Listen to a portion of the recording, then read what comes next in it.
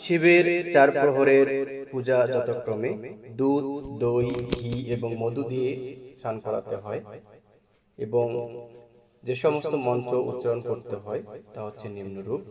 চার প্রহরের মধ্যে প্রথম প্রহরের সময় সন্ধ্যা ৬টা ১৯ মিনিট হইতে রাত ৯টা ২৬ মিনিট পর্যন্ত এই প্রহরে শিবকে দুধ দিয়ে স্নান করাতে হয় এবং মন্ত্র হল ইদং স্থানীয় দুগ্ধং ওম রিং ঈশানায় নমঃ।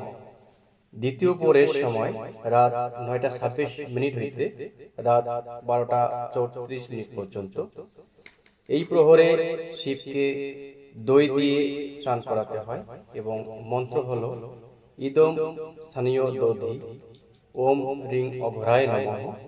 তৃতীয় প্রহরের সময় রাত ১২টা ৩৪ মিনিট হইতে ২৭শে ফেব্রুয়ারি ভোর ৩টা ৪১ মিনিট পর্যন্ত এই প্রহরে শিবকে ঘি দিয়ে স্নান করাতে হয় এবং এর মন্ত্র হল ইদম স্নানীয় ঘৃতম ওম রিং বামদেবায় নমঃ।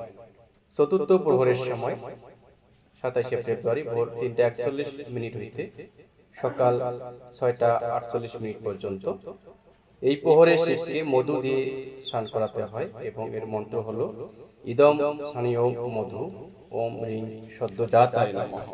তো এভাবে চার প্রহরে শিবের পূজা সম্পন্ন হয়ে থাকে।